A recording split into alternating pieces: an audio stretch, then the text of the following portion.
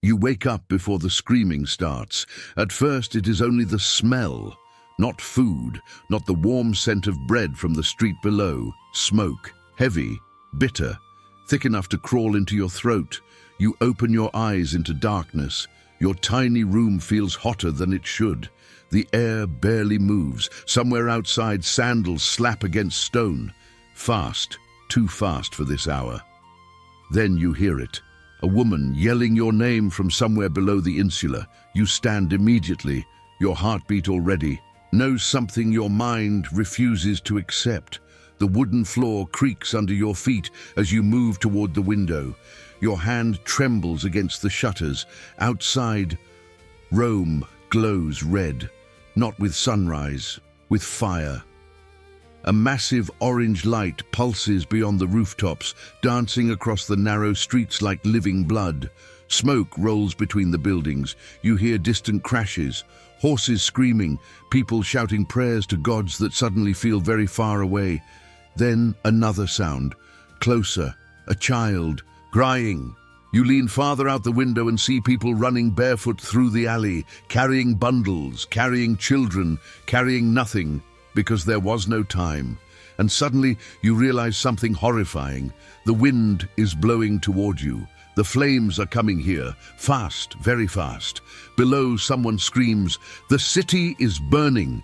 And for one terrible moment, you freeze, because deep inside, you already know the truth.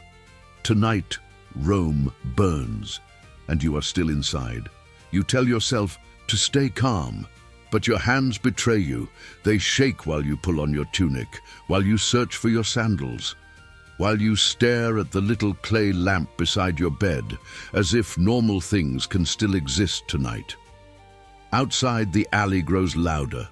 People pushing, crying, arguing. You rush downstairs into the crowded corridor of the insula. The wooden stairs groan beneath dozens of frantic footsteps. Somebody shoves past you carrying a cage with birds screaming inside it. Another man drags a chest so heavy it leaves scratches across the floor. Nobody helps anybody. The smell hits harder now, burned wood, oil, ash, and underneath it, something worse, burning flesh. You step outside. The street you walked every day suddenly feels unfamiliar, twisted, dangerous, alive in the worst way possible. Above you, laundry lines whip violently in the hot wind. Embers float through the air like glowing insects. Tiny pieces of fire landing on roofs made of dry wood and cloth. You hear distant cheering somewhere far away. Cheering that terrifies you more than the flames. At the end of the street, an old man falls to his knees, clutching statues of household gods against his chest. Nobody stops. Nobody even looks. Then you hear the crack, loud. A rooftop nearby bursts into flames. People scream and surge forward all at once. You get trapped inside the moving crowd. Bodies crush against you from every direction. The heat rises, the smoke thickens, and somewhere beyond the chaos, you hear the city itself beginning to die. You thought fire would spread slowly. You were wrong.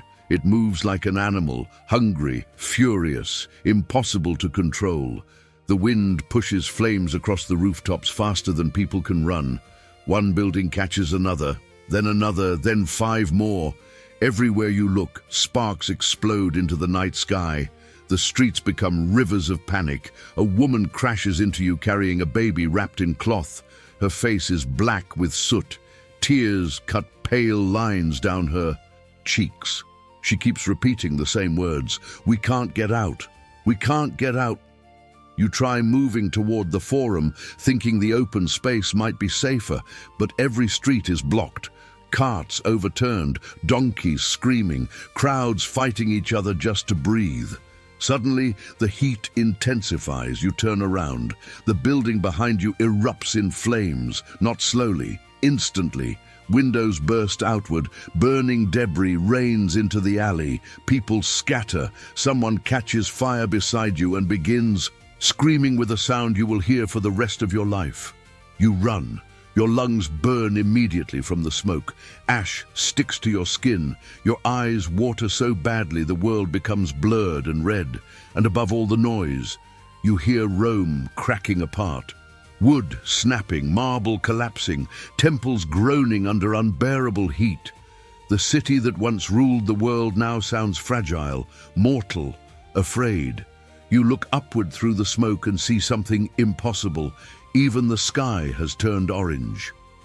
As if the gods themselves are watching Rome burn and doing absolutely nothing. Fear changes people. You learn that quickly tonight. At first, everyone runs together. Then survival begins. You reach a wider street near the marketplace, hoping for air, hoping for escape. But thousands of people are already there, trapped between walls of smoke and fire. The crowd moves like one giant, terrified creature, pushing, crushing, clawing. Someone steals a bag from a woman carrying food. Another man punches an old merchant to the ground over a water jug. Nobody stops it, nobody cares. A horse suddenly charges through the crowd with its mane burning. People dive aside, screaming. You slam against a stone wall hard enough to lose your breath. And then you hear it.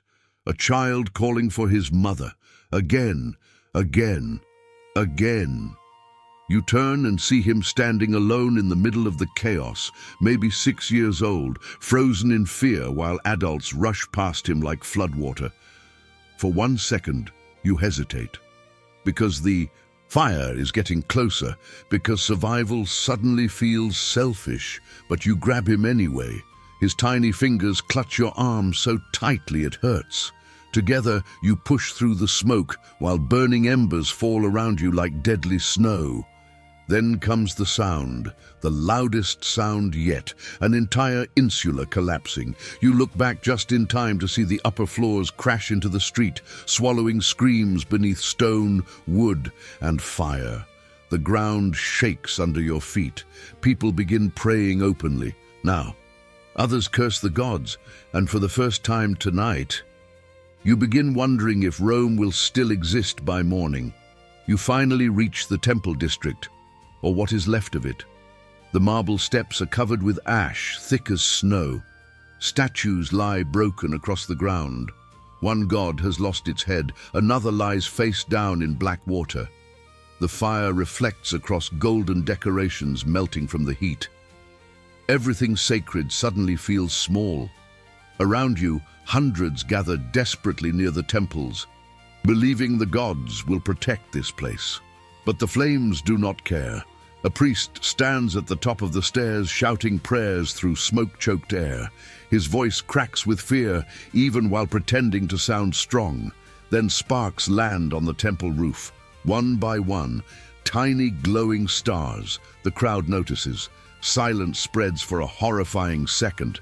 Then panic explodes. People shove each other trying to flee. You nearly lose hold of the child beside you. Someone falls under the crowd and disappears beneath sandals and screaming. The roof catches fire instantly. Dry beams ignite above the sacred hall. Heat rolls outward like a giant invisible wave. And suddenly, you realize something terrible. There is nowhere safe. Not the temples, not the streets, not even the heart of Rome. You pull the child closer while smoke surrounds you from every direction. Your chest hurts now with every breath. The fire crackles louder than human voices, louder than prayers, louder than hope. And as another building collapses somewhere nearby, you understand the truth no Roman ever imagined possible. Even eternity can burn. Hours pass, or maybe minutes. Time no longer feels real. The city is unrecognizable now. Streets vanish beneath rubble and fire. Familiar landmarks disappear behind smoke so thick you cannot even see the moon anymore. Only orange light remains. Endless orange light. Your throat feels shredded from breathing ash. Every inhale tastes like charcoal. The child beside you barely speaks now. He only follows, too exhausted to cry anymore.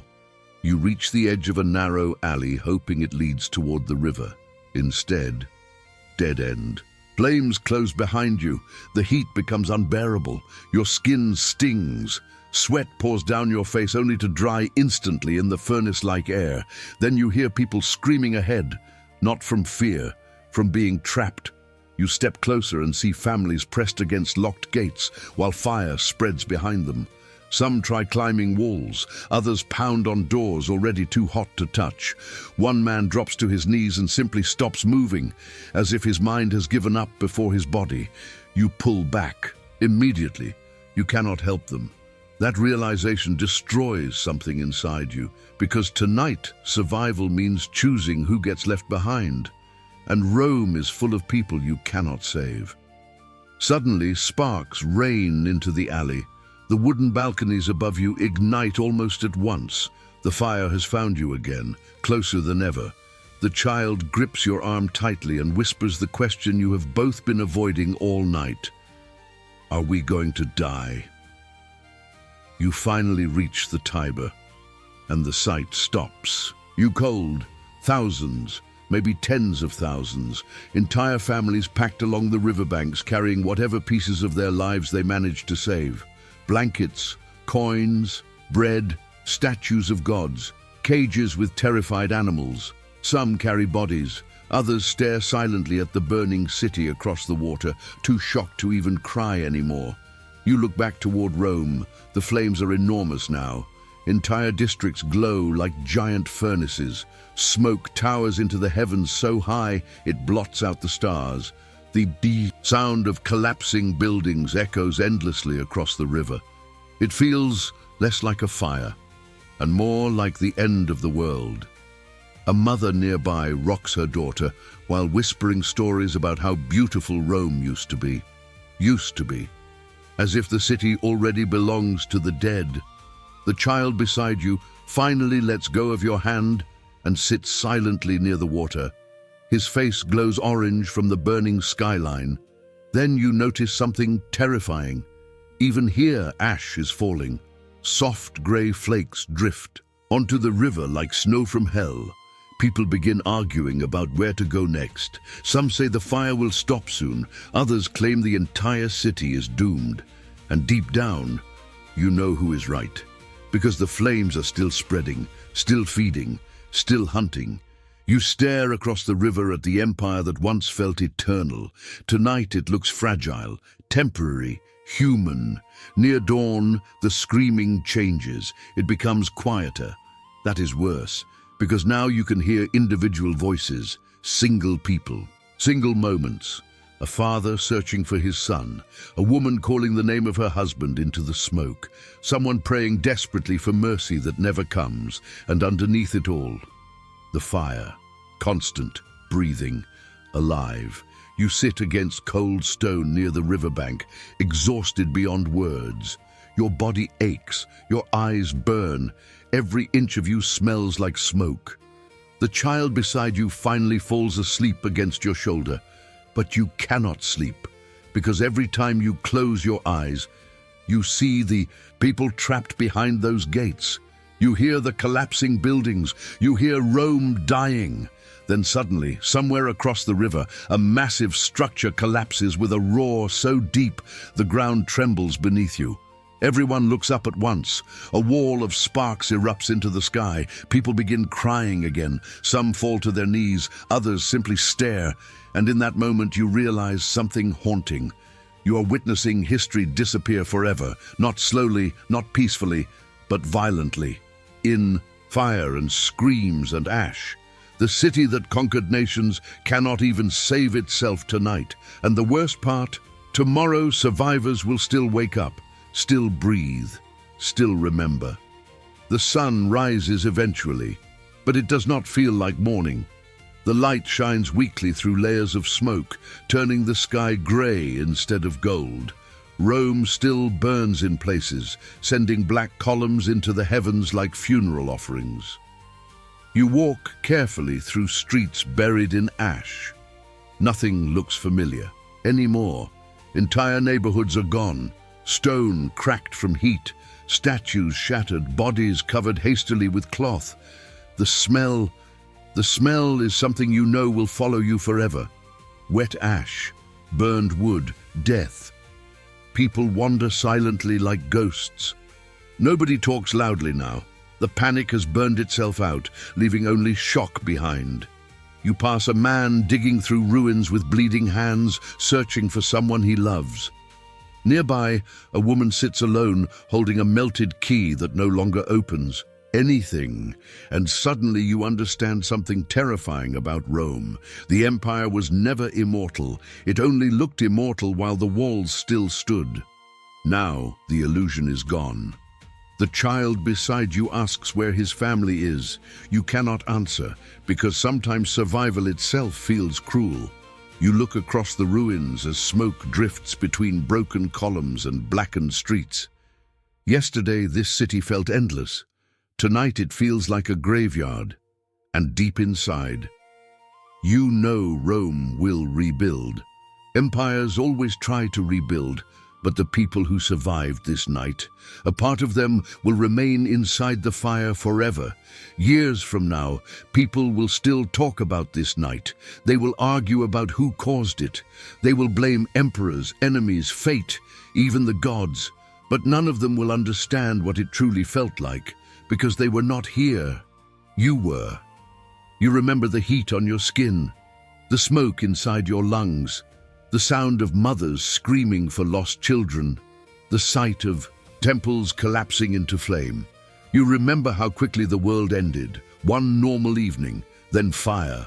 That is all it took. And even now, standing among the ruins as ash drifts through the morning air, you realize the most frightening truth of all.